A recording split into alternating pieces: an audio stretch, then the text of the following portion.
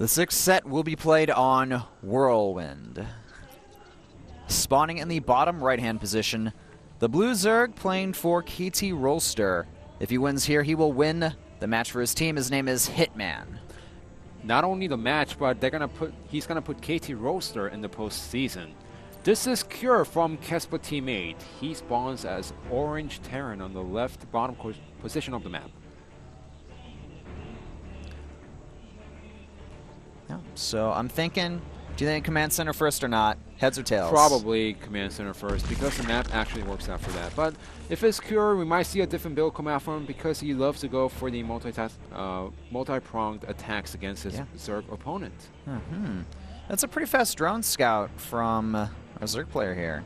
Yeah, in fact, he's going to try to see if he can deny the command center first build from his opponent by going in a diagonal direction. Yeah.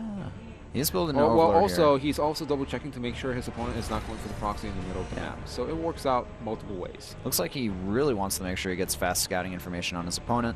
Unfortunately, he's going to scout into the wrong location last, and yeah, it looks like we are going to see a command center first. Otherwise, you know, Terran player, he would start building his barracks right around now. So I have a feeling hitmaN prepared some special build against his opponent if his opponent went for the command center first build.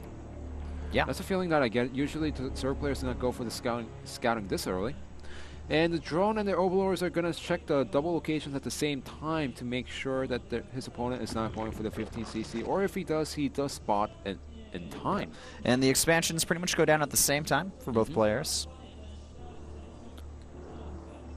Command center on the high ground, not the low ground. It's just a little bit safer that way, and he can use that to kind of wall off. That pretty much completely counters Baneling all-ins against the command center first opening. In fact, since we don't see a ghast right after the hatchery, well, we see a spawning pool right now. So, interesting. He sees a natural. He pokes up in the natural, and he might have misclicked right there. Yeah, he probably misclicked. I'm like expecting them to build a proxy hatchery at this point, man. He's like, come on, man, reveal what you're trying to do here. But hitmaN does scout the command center first opening. He's also going to scout in the right direction as his SCV is heading towards the right bottom direction. Yeah. Alright, so just talking about the overall games today, KT Rolster, they're up 3-2 with Stats taking out Terminator, Flash taking out Major, and Zest taking out Savage. Yes, Argo and Tai won their respective matches against the two Zergs from KT Rolster, Action and Crazy.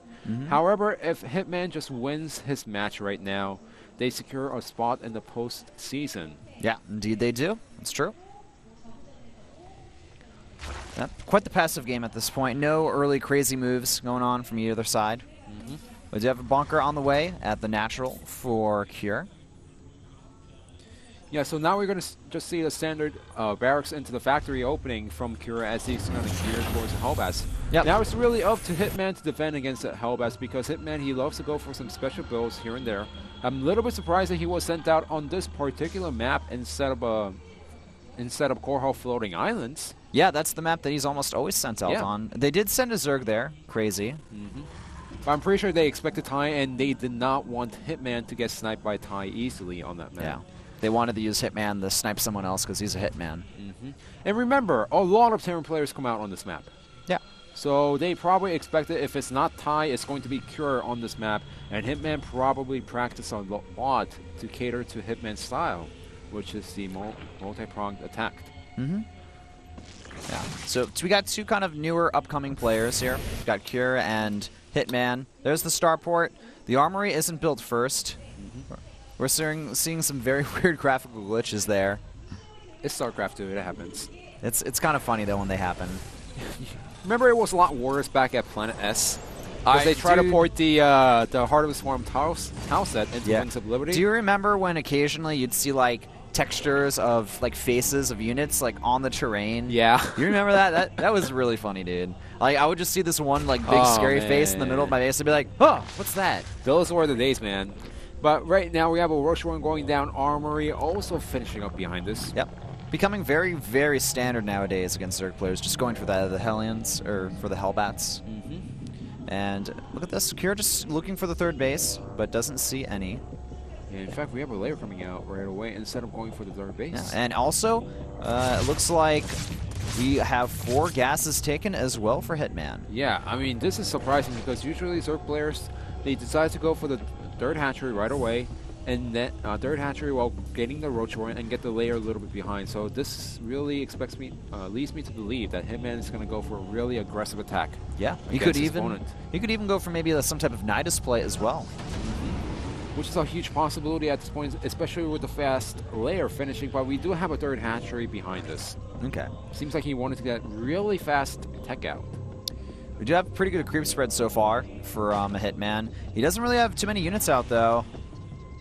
More graphical glitches. The 9 roach is just starting right now, but it's not going to finish in time against the Hellbats.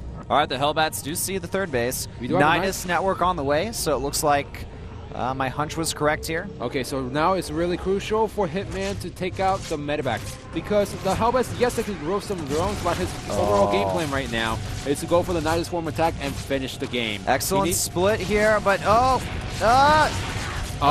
perfect. Really perfect. Really close. Right. Very close, yeah. Only 1 drone lost it. Excellent defense from hitmaN. And you know what was also perfect? He made sure that the medevac did not go to the left side to see where the Nidus Swarm is. All right, here comes the Nidus. The roach is moving in. The scan sees everything, though. Yeah, he knows that something is up right now. That was really close by Krier, but at least he spotted at the last second. Look at this. Hellions being pulled back to the main base immediately, but the Nidus Swarm is finished. All right, there's not a lot of defense here. As soon as these roaches come out, the SCV is being pulled off the mineral line instantly. There's also a few roaches defending at home versus this Hellbat drop. And only 3 workers total have been killed here. The Queens as well being added into the fray. The roaches, no matter what happens here, a lot of economic damage is going to be done as long as there's proper micro from Kespa Team 8's, KT Rollster's player hitmaN. And with the bunker down, the second bunker behind the first bunker, it's finished right now. And hitmaN, what is he going to do? He's just going to go back home. All right. Oh, no, he's not. Never mind. The main base. We did not see that in the minimap. No, he didn't. There's just too much going on here. That is a ridiculous amount of roaches, and they're going to have amazing spread. 116 supply for hitmaN right now. He is taking complete control over the game. The SCVs and the Hellions, they're not amazing against the roaches. The Marauders in the back can do good, but the problem is there's only 2 of them, and they're going to get focus fire down very easily here. Look at the supply right now. Whiplash 103 to 54. Those parents player supply is falling rapidly, and he doesn't have any more units with the Nidus Swarm inside the main base. He's going to seal the deal. KT Roaster is going to playoffs. That's what it's looking like here. I don't see any way that the Terran player can come back here. Down to 32 supply to 111. 2 Hellbats and a Marauder, while quite good units, it's not going to be enough. The Roaches can easily just snipe them down. GG is called. KT Rollster takes the 6th set and the entire match. Like I said, hitmaN, if he's being sent out on a map other than Korhal Floating Island, he probably prepared a lot. Yes. And it's shown here. The Nidus play, fantastic. 1 at the natural, just trying to fake out the bus, and then immediately going inside the main base, which both of us did not see during the engagement. The practice house spawn draw. hitmaN once again showing us that he is not to be underestimated. So with a score of 4-2, KT Roaster, they did not secure a 2nd place finish in Pro League. However, they are going to be in top 4 no matter what. Yes. And I'm sure that they can secure that 2nd place. Not too far away. Well, remember, SK Telecom T1 and STXO, they're all at 21 wins right now. Yep. So it's still going to be very close between the teams, but KT Rollster, throughout the entire season, I think that they've been one of the more consistent teams. And I guess them, along with Wunjin Stars, really are the most consistent. And that's why, you know, they're top dogs. I'll personally say the only team crying right now has to be Samsung Han, because now they're down to 2 teams, only SK Telecom T1 and STXO. If one of those 2 teams goes 0-3 for the rest of the season, then yes, they'll be out of, Samsung Han can still make it into the playoffs. Wow. Well, it's still going to be pretty hard for that to happen. Yes. But of course, KT Roaster, they are going to be in playoffs no matter what at this point. So congratulations to the KT Rollster.